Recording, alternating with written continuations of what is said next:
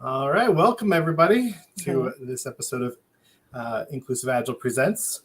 I am Darren Peck. I'm the Director of Research at Inclusive Agile. Tell you a little bit about Inclusive Agile real quick. Um, at Inclusive Agile, we specialize in Agile consulting, but we take a different approach. We integrate inclusion and diversity right into the framework, because we see inclusion as not being just an HR problem, but it's like a solution for the whole organization for better practices and processes. So if you are in need of any professional consulting, please contact us. You can find us at inclusiveagile.io, or you can reach out to any of us, me or Dee directly, and or anybody else on our team. And Dee, would you want to introduce yourself? Thank you. I will make sure it's really, really quick. I'm Dee. I'm the VP of Inclusion here at Inclusive Agile. I am non-binary. I use they them pronouns, but it's really easy to just call me Dee. Uh, but this isn't about me, so I'm really excited to turn it over to Kimberly and allow you to introduce yourself. Kimberly. Hi, everyone. Thank you. My name is Kimberly Reyes, and I am the founder of All the Unexpected. And I guess to tell you a little bit about us, we began as a podcast. My daughter was born about 26 weeks, which is 3.5 months early, and she spent 109 days in the NICU. And that was she was literally born the day that New York locked down. And so it was a confluence of a series of events that sort of led to me, after we were out of the thick of it, to say, you know what, we kind of need to tell this story. And so it began as a podcast, and like most things, sort of grew organically from then. And it turned into a website. And I said, okay, I need to maybe have some articles. And then I said, children grow and people have different needs. And so we started doing healthy living recipes, and we had articles about ways to detoxify the home, and just sort of all these things that kind of grew out of families taking care of themselves. But the genesis of the whole thing was, what happens when parenthood brings you the unexpected, right? And so we all know what to expect looks like, right? There's a formula and there's books, and they'll tell you all these things, but what happens when it's a bit off script, right? And so it's become a resource for families. And in an expansion of that, in January of this year, we began launching our documentary series. And the documentaries were looking specifically at the intersection of race and medicine, and how history has led to some of the disparities that we see today. And so, a bit about me: I'm actually a historian and a political scientist by training. And so I tend to sort of think of most things in that lens. And as I kind of was looking at motherhood, I said, well, a lot of this has to do with what's happened and how we've gotten here. And so that's kind of the broad strokes view of what we do. That's really incredible. And I want to dive into so much of all of those things and hear stories. Um, but uh, I'm actually going to just turn it over and say, just tell me one of the best things recently. One of the families, a story that you feel like you can share. Obviously, don't share anything that you can't. But if you're open to sharing, what's someone you just recently impacted? Oh, in terms of people that were okay. I was like, my Yeah. family, we have lots of stories. Okay. Well, it's funny. I get feedback from people all of the time, and I was talking to someone on LinkedIn actually yesterday, and we were talking about simple solutions of emotional de-escalation, right? And we were saying, one of the things that a lot of people sort of misinterpret about gentle and conscious parenting is that it's just about letting your kid do whatever they want to do. And it's like, no, it's really about self emotional regulation, right? And so someone was talking about their husband had decided to help and put everybody's clothes in the same washer together, and there was a major disaster, and they had to de-escalate. And I said, very similarly to dealing with your parent, your child as a parent, and your partner as someone who is co-parenting with you, right?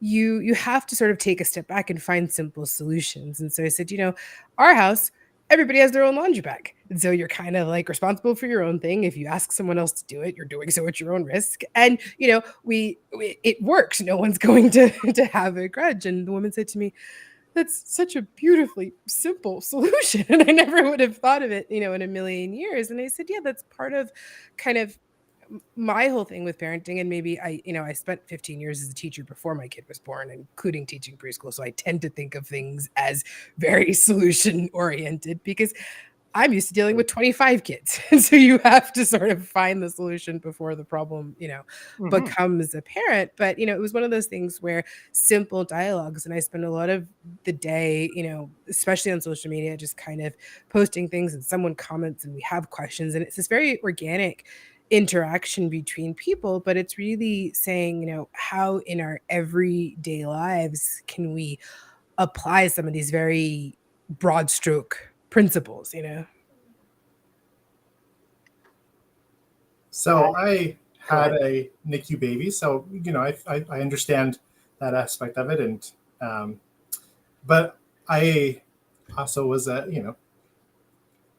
I had different experience than I'm sure you did in the NICU. I want to know, like, what was challenging about the NICU for you? What makes it different being a person of color? Like, what makes that a different? What hurdles do you have to face that I probably am unaware of? Well, I think one of the things that we actually sort of talk about in both of the documentaries is this idea of the sort of bias that a lot of providers and, all kinds of staff who work in medicine carry around with them. And much of it really goes unnoticed because so much of it's actually built into the training of Western medicine, right? So, it's deeper than than deep in that sense. And so, Mhm. I it's funny because my husband and I often talk about remembering viscerally the entire experience, but then sometimes you forget these really insane moments, right? And so I remember so when my daughter was first born, I had still come out of surgery and my husband was obviously more mobile, having, not had major abdominal surgery. And he was at the time sporting this, giant beard, and you'll ask him different reasons why. And so, the 6 foot tall bearded guy, like running around the NICU like a crazy person, was very well known. Like everybody, even weeks later, people would say to me, oh wow, I finally met you. We know your husband really well. Like he's always here. So the whole idea of him being really well known around the unit was, a normal thing to me. And I remember there was a newer nurse because people would sort of float in and out of rotation. And I don't know what the conversation led to, but she looked at me and she goes, well, do you even have a husband?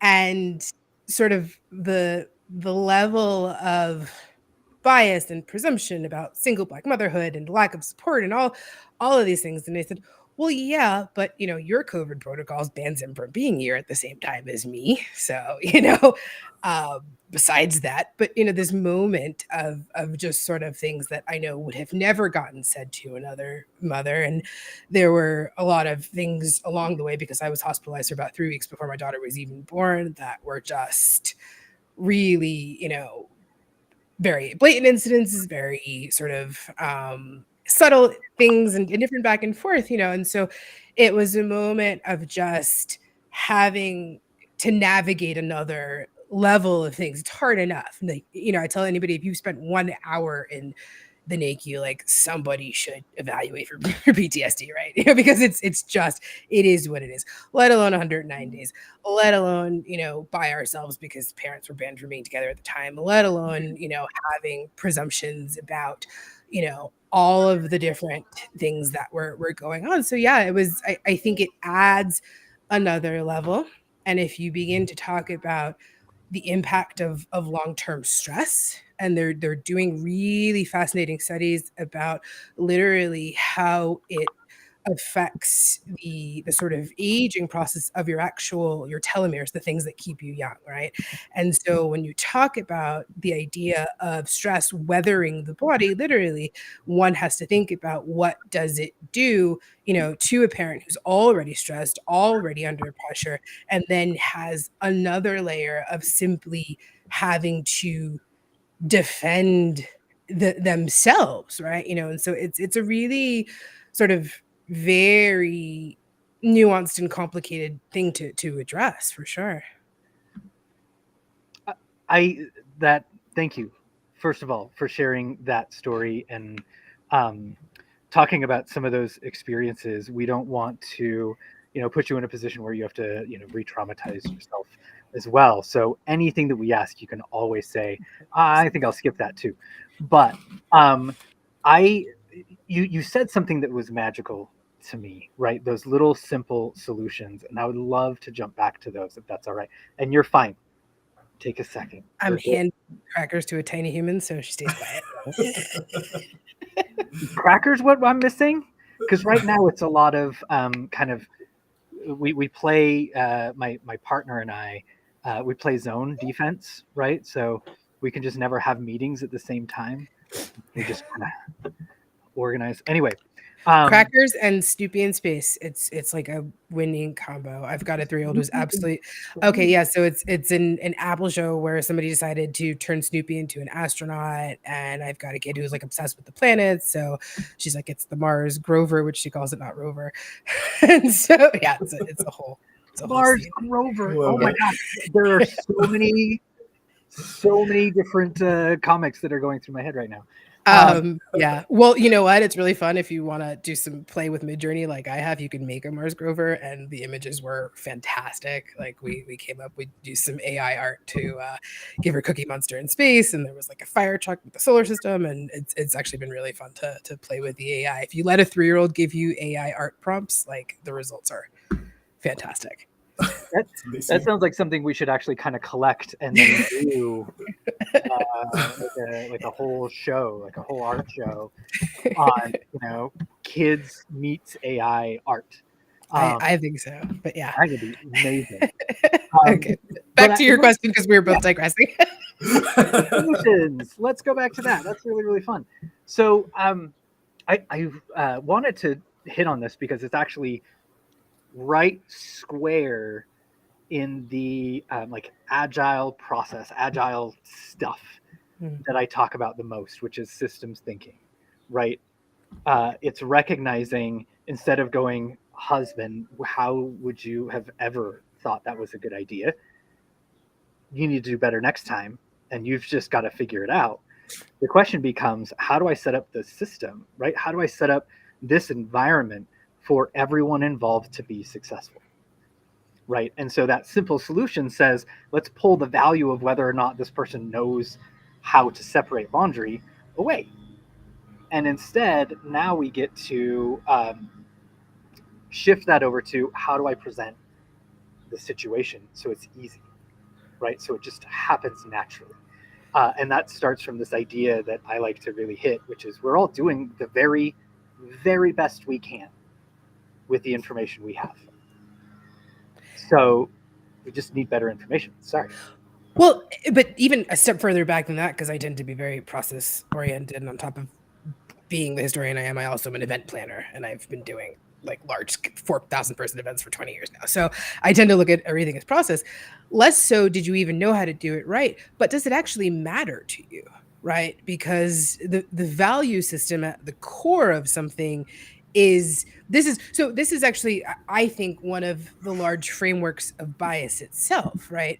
Because you are actually ignoring. So instead of saying, did you know how to do it right, does how I see it done right even matter to you? Because some people are result oriented, right? And some people are process oriented, right? So it's like, well, did the clothes get clean? Right? Like, why are you worried about how? Right? So I think one of the things that in any sort of organization, whether it's a family or it's a business or it's, whatever, somewhere in between, right? You have to look at the value system that people are bringing to the table in the first place, right? So, what are the things that are actually important to you, right? And for some people, whether you agree that it's right or wrong or it's good or bad, that's kind of a secondary and tertiary level here, right? The real question is, are you bringing the same value systems to the table? And if you're not, then everything else that you're negotiating and discussing after that becomes a moot point, right? Because if we're not, if we're not starting in the same, galaxy, let alone playing field, let alone starting line, right? Then how do we ever come to an accord? And I think this is why, we want to really look at that framework. And so I think if you're going to start any kind of training or any kind of thing, you've got to sort of establish some of these value-based baselines, right? Are we even entering this conversation from the same place, right? And that's, I think, a key part of it. And so for the laundry example again, right, maybe the other person just doesn't even think that, like, you need to separate something, right? Or you need to do something because they're just like, all right, well, it got clean, like, isn't this our end goal? Or even like someone cooking something.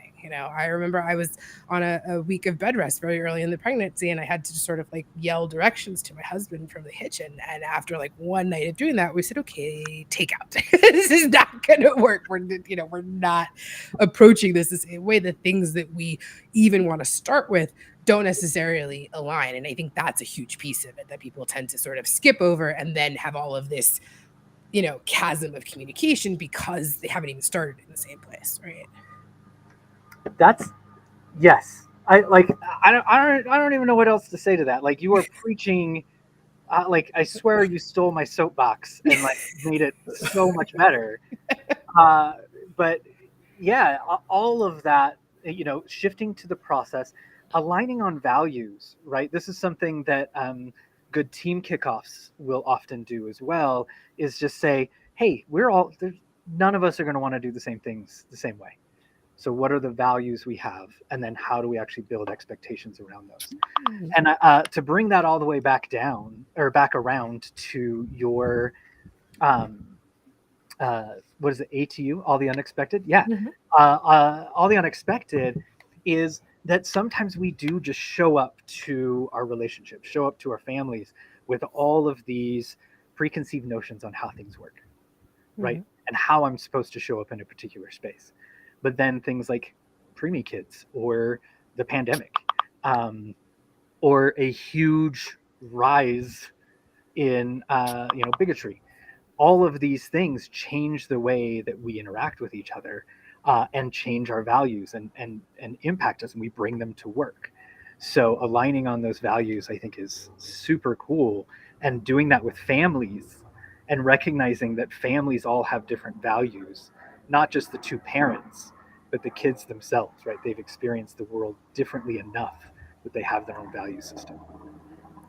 Yeah, I think that's, and part of it is the name of All the Unexpected itself is actually a play on the What to Expect site and books, right? Because it's also prescripted, right? So, and I did the same thing. I started off and I had the app, and every Tuesday I'd be like, "Ooh, we're a cantaloupe now," or "We're a whatever," and you're whatever fruit. I found one that was like French pastries instead, so it was kind of fun. So it was like, "You're the size of like a cornichon this weekend," like whatever, And so it was, very fun. But nonetheless, like, there was this prescribed thing of what you were supposed to be experiencing, what was supposed to be happening, and then none of that happens, and you're like, okay, what did I do wrong? And there's an internalization of something that you've done wrong, as opposed to embracing it and saying, guess what? It doesn't go as planned for a lot of us. And that was part of why we started the whole thing, because we wanted people to not feel so alone. And I've gotten, I had an email from a woman in Nigeria, and she said to me, "I'm listening to your story, and that's my story." And, it was just so impactful that on the other side of the world, in like a totally different cultural, historical, language milieu, right? Here was someone who was relating to what was happening because there was such humanity in the sense of not feeling like your plan happened or your thing happened. And I think that's such an important thing to kind of, make sure that everyone knows that, it's you don't have to necessarily follow the script, and you don't necessarily have to feel right sort of guilt or blame or any of the other things that come into play for things going differently than Mhm. the world imagined and even you yourself imagined, right? I want to. Sorry, Darren, I'm taking up all of the air. I'll let you It's totally fine.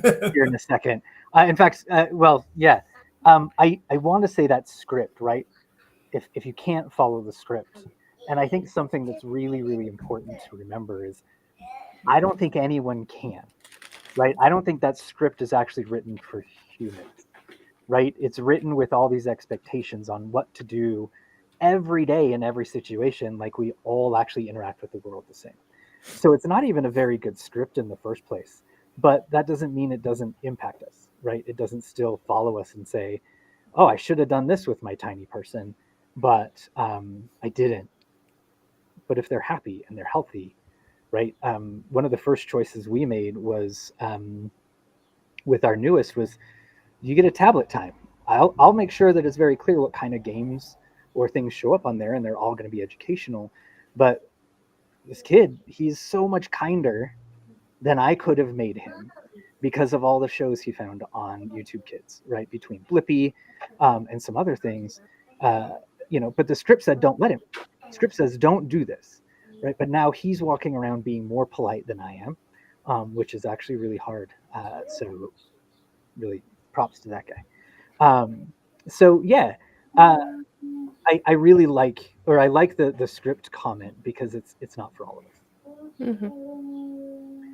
Darren, we have some really fun comments. Would you mind reading Sure. Brett's and Carissa's and Sydney's comments?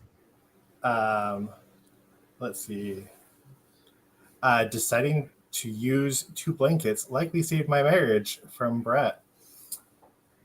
Yeah, same. I can't recommend 2 bathrooms more than I have ever recommended anything in life. Like, if you have the luxury and the space and like game changing. Just everyone is. I'm like happy to share mine with a toddler, Put it that way. I love that. And Carissa says, this is why I don't make my bed or sort my socks. Lol. Doesn't have value. Sorry, not sorry to my parents. And Sydney Levitt, none of the laundry in our house got folded until my husband and I discovered that he hates folding and I hate putting it away. So now we separate it out and our laundry is always done. We're both very result-oriented people. Thank you for those comments. And I think what's really cool about all those is they are simple changes in the approach, right? Not the value of someone. It's that, hey, let's find out how to make this work well. And from, is this actually valuable? Carissa recognizing sorting socks is not valuable to her. That was the same problem I had with my partner, who I think might be in the comments here, is I would just throw all my socks. I don't like wearing 2 of the same socks. And so, but that would drive her crazy when she was like trying to go through and match all my socks. And finally she's like, I can't do it. And I was like, well, I don't know why you do. Oh, okay. Well, I guess it kind of bothers me that I don't get to, because that's always really a fun part.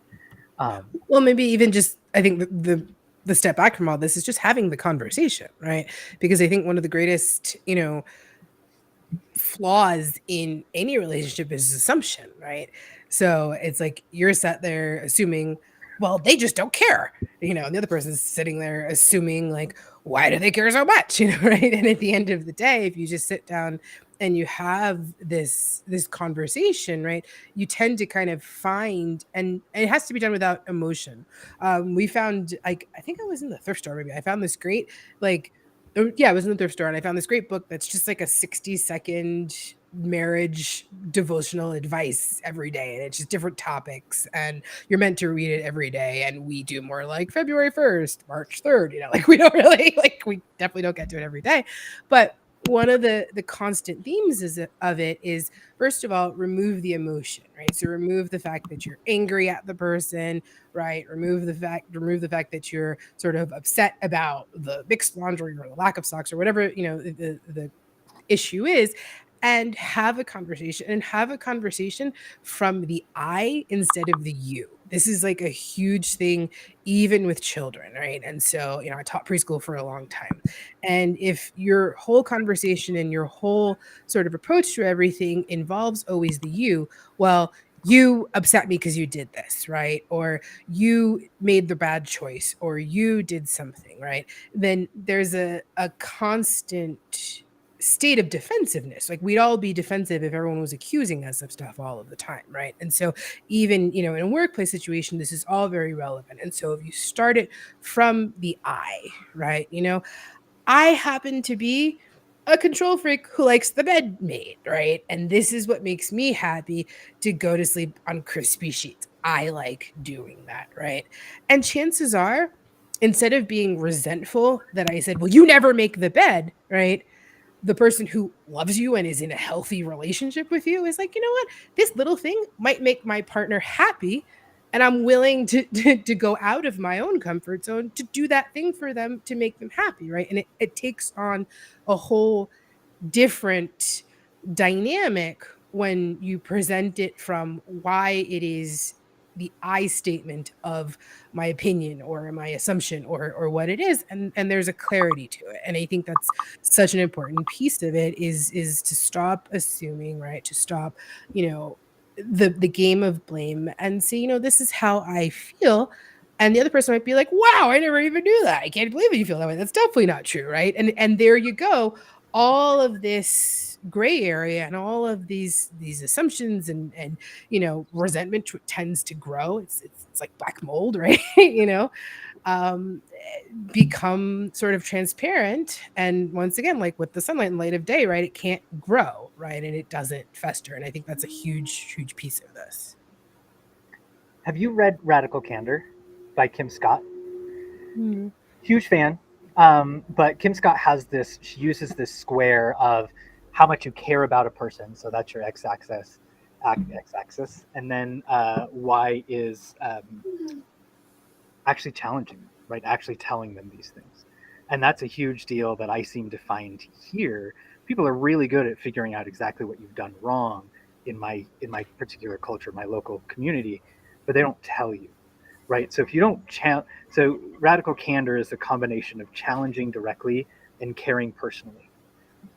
So that understanding that people are going to have different values and feel differently, but that second, the more we give that feedback, not less, the more we say, that hurt. I recognize that may not have been really a reasonable thing for me to be heard about, but I did have these feelings, gives us that opportunity to really talk to each other. Yeah, no, for sure. I'd say if you want to live in a place where people don't tell you anything, try living in Japan. Like, as I spent 5 years going to meetings where no one's going to ever tell you the word no because it's impolite. But if they tell you, it might be a better idea if you start to learn that's a hard no. And so, but I think that's also another piece of it too, though, right? You have to find a balance of negotiating spaces as well, right? Because I think we can go so far in one direction that we tend to disregard that places or spaces or companies do have an established culture, whether you agree with it or not, right? It's and maybe I've spent a long time reading a lot of Taoist literature, right? And then the idea of, sort of bending with things in order to make change, as opposed to sort of always having to fight up against, the rock wall, right? And so the idea that if you're asking for someone else or a place or a space to show you the flexibility and the malleability and the adaptability, right? That has to sort of be something that you bring to the table as well. Obviously, not to the extreme of completely ignoring your own wishes or your own, your sort of self, but there has to be a give and take in any relationship. And I think that's such an important part of it, right? And so that, if you're joining a family or joining an organization, or you're coming into a classroom, right? All of those sort of things, understanding that you have a role in it as well, right? And that's this sort of back and forth, and it becomes less of a force of wills and rather an exchange of energies, right? Ooh, I love that. Right. Exchange of energies versus a force of will. Sorry, Darren, did you have I just jumped right in again. It's all right. You go ahead and finish your thought. It's a long one. So why don't you go? Well, I'm going to be changing the subject, so you finish your thought. Well, I that idea, that exchanging of energies, that shifting of this is right from systems thinking, is this that classroom, right? It's no longer you and a bunch of other people. That classroom is all learning together, right?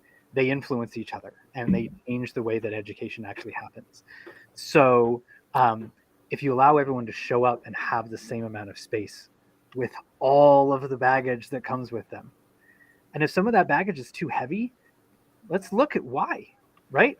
Because chances are that person didn't want all that baggage. They're showing up with the cultural systems that we have right now.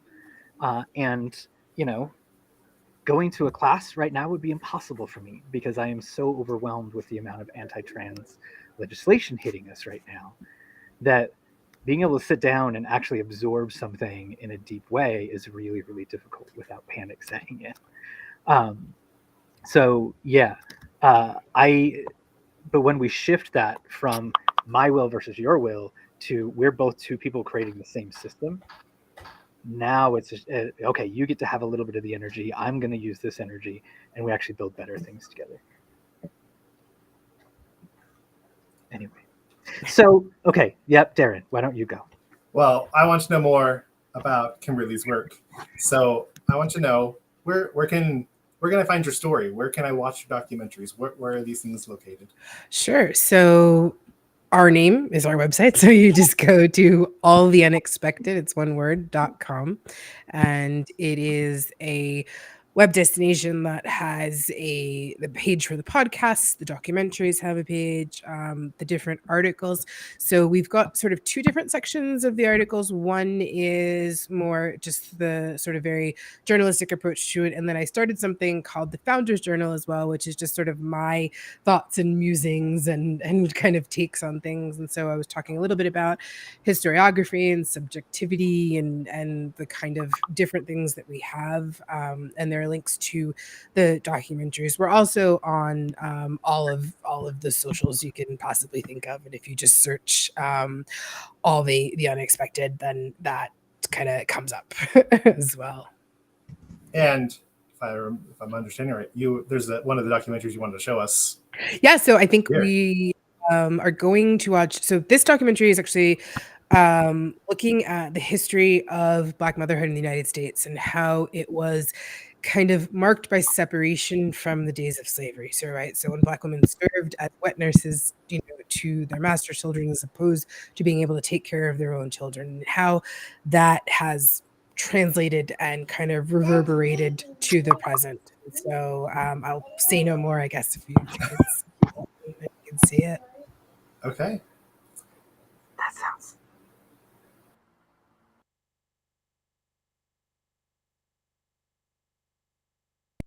Marriages or over mud puddles or gives me any best place. Ain't I a woman? Look at me. Look at my arm. I've plowed and planted and gathered into barns, and no man could heed me. Ain't I a woman? I could work as much and eat as much as a man when I could get it, and bear the lash as well. Ain't I a woman? I've borne 13 children, and seen most of all sold off to slavery.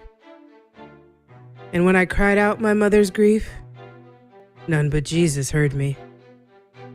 Ain't I a woman? Sojourner Truth, 1851, Women's Convention in Akron, Ohio. The history of Black motherhood in the United States has been marked by separation. From the time of slavery, the American Black woman has been viewed through the lens of the labor she can provide others. Her role as wife and mother minimalized by the expectations of her work outside the home. The legacy of these ideas formed during the infancy of this nation is still felt, even today, as Black women experience motherhood differently than their white counterparts, even in the first few hours after giving birth. Subjected to tropes such as the mammy, who in almost comical irony is characterized as the ultimate caretaker for white children, while simultaneously being neglectful to her own. Black women have for centuries seen their motherhood and their mothering called into question. The modern incarnation of the quote-unquote welfare queen is the Black mother as a dishonest materialist who only has children in order to game the system for more money. The lasting impact of such inaccuracies has been devastating. During slavery, Black women were called upon to be wet nurses to the children of their white owners, often separated from their own children, sometimes permanently, just after giving birth. This practice continued even with emancipation, as many families, especially in the South, continued to employ Black women in domestic capacities. In the first decades of the 20th century, as economic opportunity began to expand for Black men, many Black women were for the first time in a position to make the choice to stay home and care for their own children. The dwindling supply of domestic labor didn't sit well with many employers, and laws were passed in many places requiring Black women to work, even if they had other means of support. A 1918 article from Greensboro, South Carolina, is a prime example of one such ordinance. It read in entirety: Negro women to be put to work, regardless of whether they want to or have to. Able-bodied Negro women in Greenville who are not regularly employed are to be put to work, put in jail, or fined heavily.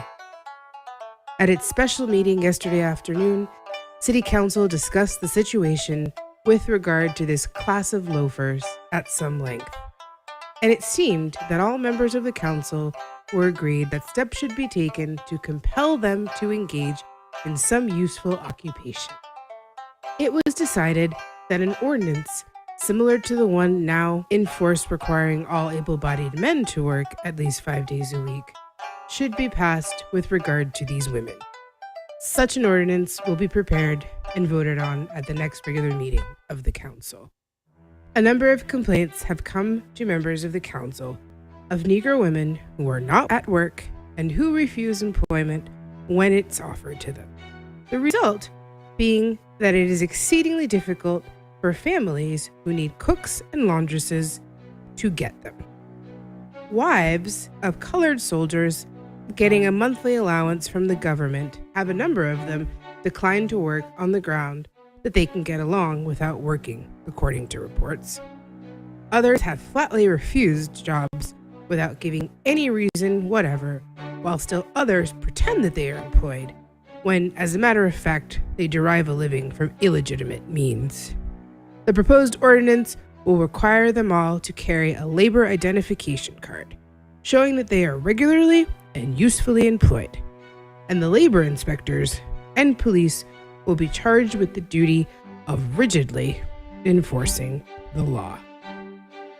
To make this abundantly clear, in the 20th century, there were Black women whose husbands were gainfully employed, some even by the U.S. military, who were told that by law they could not stay home with their families because someone needed a maid.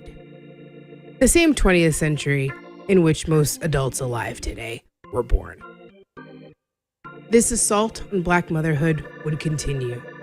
The 1940s saw a rise in the more widespread use of baby formula, and companies were quick to market their product to Black families. The combination of negative historical associations with being wet nurses and the reality of many Black women having to return to work very soon after giving birth made Black women prime targets for these advertising campaigns. By the 1950s, organizations such as La Leche League were formed. Their messages and campaigns were largely designed to encourage white women to breastfeed, while once again marginalizing Black motherhood. Images of white women breastfeeding their children began to be normalized, while one would only find an image of a woman of color doing so in the pages of National Geographic or the like. The Special Supplemental Nutrition Program for Women, Infants, and Children, also known as WIC, was launched in 1974. Women participating in these programs were more often than not encouraged to use formula, and to this day, Black women remain overrepresented in its participants. Historical wealth and wage gaps between races and genders leave Black women on average in the lowest. They are employed at a higher rate than any other group in the service industry, working jobs that often offer no maternity leave and almost certain accommodation for nursing mothers. A 2016 study found that Black mothers as likely to be given formula than white mothers during their postpartum hospital stays. Other studies highlighted implicit bias on the part of lactation consultants who reported spending less time with Black mothers based on the false belief that they would, quote, not breastfeed anyways. Centuries of structural racism, societal norms, and implicit bias have led to the grim reality that as a group, Black babies have the highest infant mortality rate in the United States, with preterm birth also being a determining factor in the disparity of these rates. The survival of preterm infants is exponentially increased when they are given human milk and also time and contact with their parents. Yet, even today, having the opportunity to offer this care to their own children is still not possible for many Black mothers. It's high time we examine the root causes of such disparities and do the collective work of learning mistakes of the past in order to shape a better future for Black mothers and their children.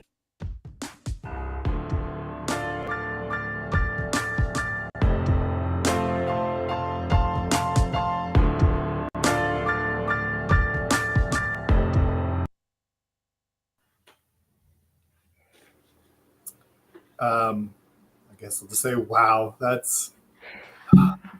it's so hard to hear, these parts of history that impact our days, like our lives today. Like it's, even if we're not doing the same exact things as we did, way back then, there's still like remnants of these horrible practices today and like stereotypes. And that was very sad to watch. Yeah, I mean, it's funny. I still, when people generally, I run all the expected, but otherwise I'm a stay-at-home mom, and it's very often people say to me, oh, well, what do you do? I'm home with my daughter. Oh, really? And there's still a sort of taken abackness that is what I do, and I understand it's a luxury. I understand it's an option that many people don't have, right? But there's still an ingrained notion. I had a woman tell me, with all, I guess, sort of sincerity in her heart, oh, well, we live in Western Montana. Oh, well, they're looking for healthcare workers and nurses here. Like, you really should just look into it. And I'm saying, first of all, I'm a teacher by training. Like, second of all, this is me once again with the child home, not actively looking for work, not sort of, and so just to this day that we still have ingrained notions, right? And there's a lot of the history that comes into play. And so especially and this all started actually because I saw a post that somebody had made about that law. And I was like, that can't be true. And me being me starts digging into, city ordinances in 1920s. Greensboro finds the original microfiche, like goes in and starts doing this research. And that was the kind of genesis of the project, that yes, these laws were in fact real, that there was compulsory labor, and that slavery, most certainly in terms of compulsory labor, didn't end in 1865, right? And so really just looking at all of these issues, and they lead up into today, right? And so that you've even got a situation where one of the studies we published at the end of highlighted at the end of the movie was that lactation consultants, by often and not, will say, oh, well, we're not going to try as hard because these people don't breastfeed, right? And just looking at just how much history has played into the bias, and that you have to, instead of sort of wringing your hands about the current state of affairs, ask yourself, how did we get there? Mm-hmm. I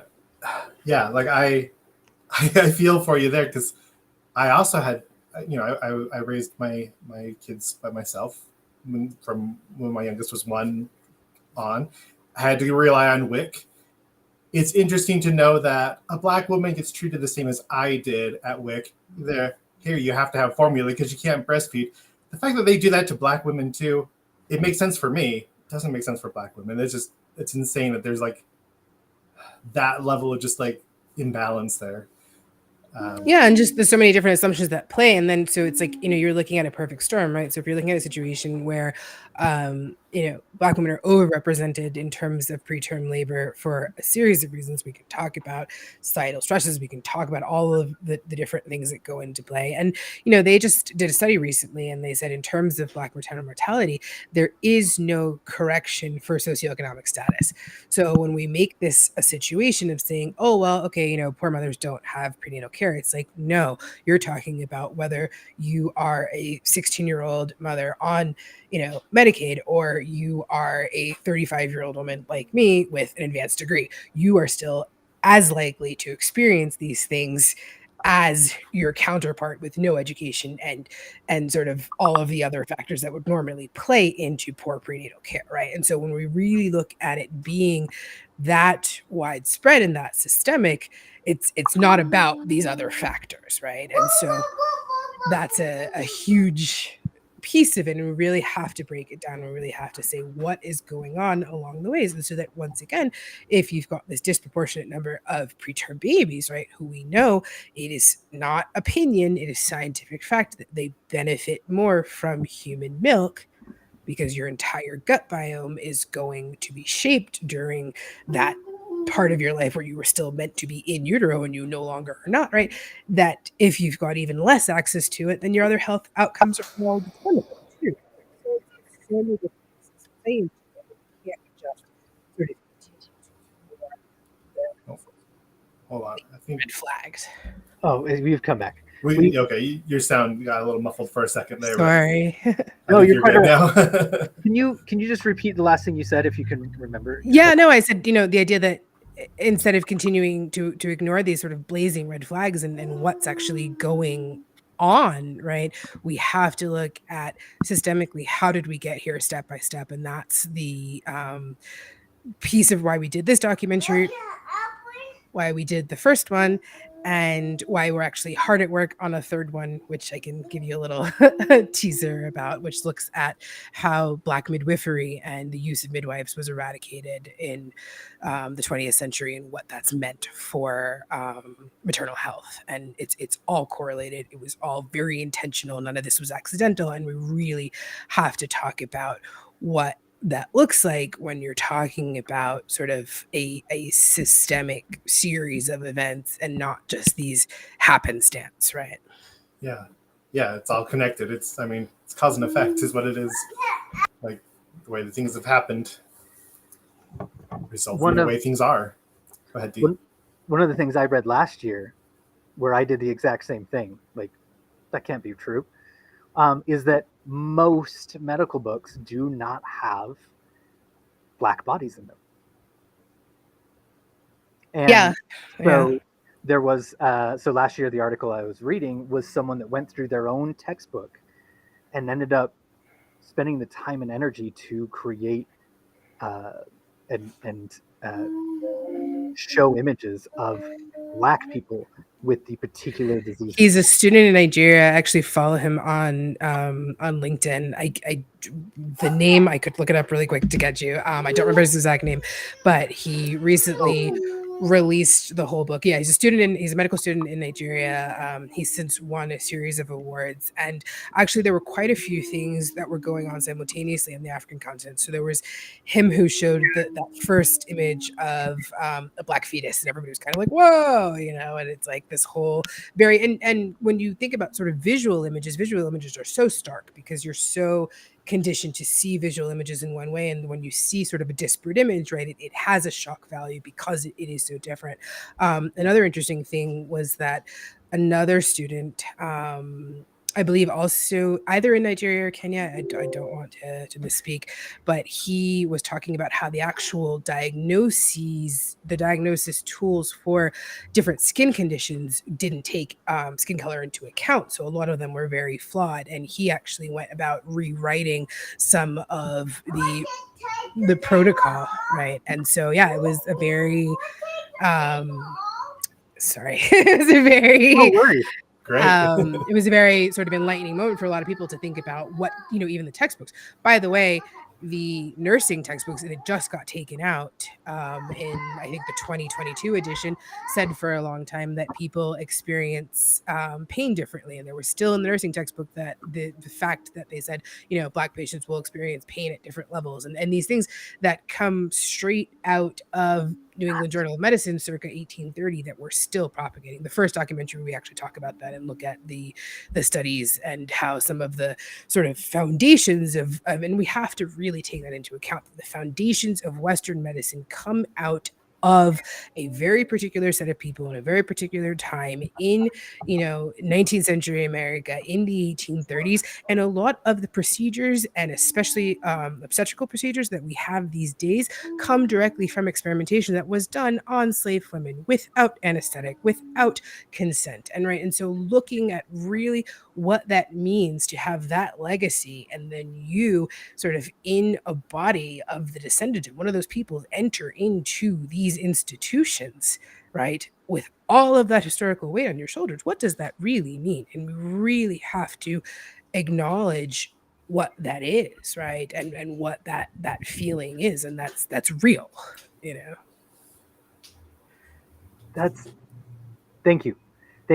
Like, there's this part of me that recognizes every time we go, that's crazy that this happened, that it's another bit of, that's another thing that has been added to the experience of Black women or any traditionally excluded group.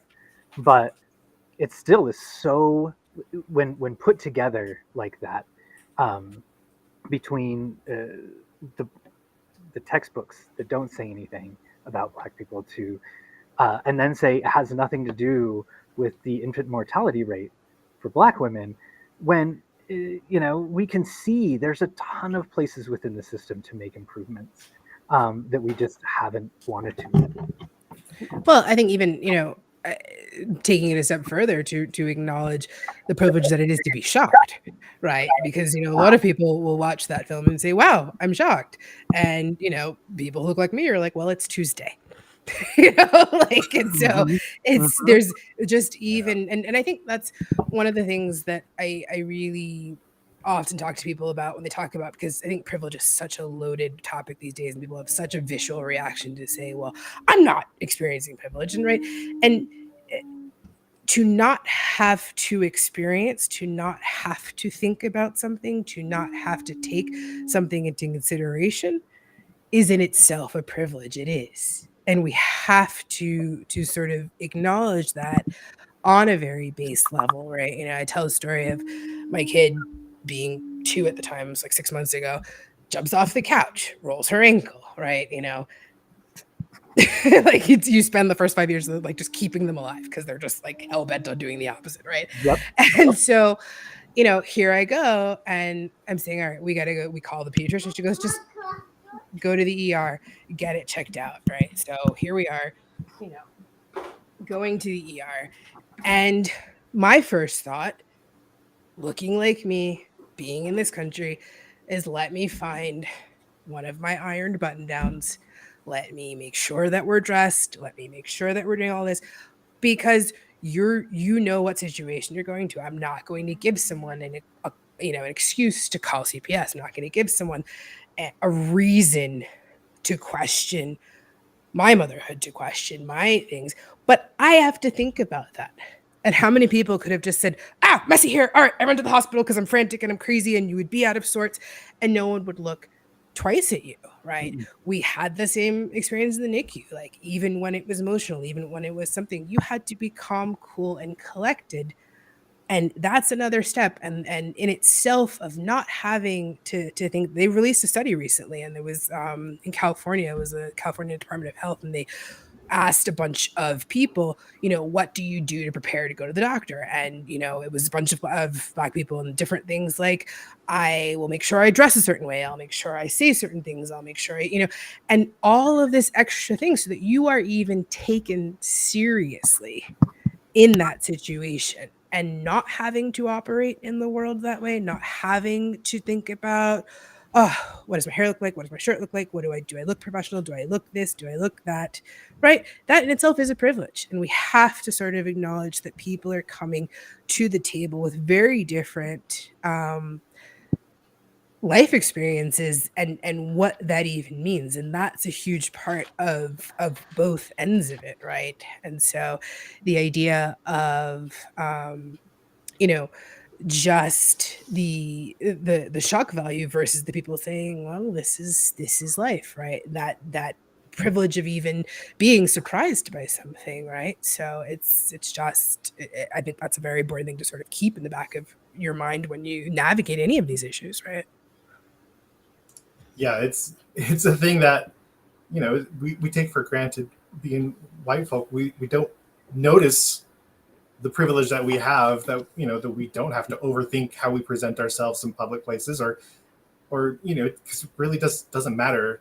People don't really care that much about how we present ourselves because they're just like, but I mean, but recognizing that other people have to put effort into that, I mean, that's so exhausting, and it's terrible that this is a system that we've got in our world, but in trying to dismantle it is not an easy task. No, but having the discussions is the first step, right? Like talking about raising the awareness, right, in the first place, of saying, look, let's think about what everyone's coming to the table with, right?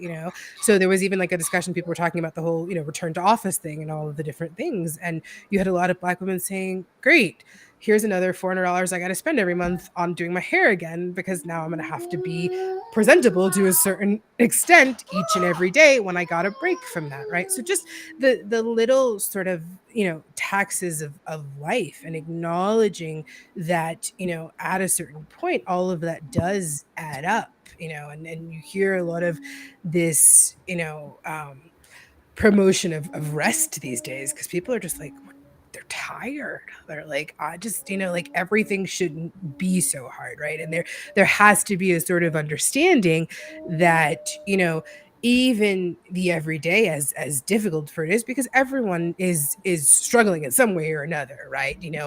As privileged and advantaged and whatever as each person might look, I always say, you have no idea what goes on behind closed doors, right? You have no idea what each person is just dealing with on a daily basis, right? But that being aside, right, let's start to sort of internalize the kind of added tax, right? And so that it's even just from the intersection of gender and race and all of these different things, and like how much more expensive it is, right, to like to be one thing versus another, right? And so all of those things being in play, and I think that's such an important part. And it's about raising awareness, it's about having discussions, it's also about having discussions without blame, right?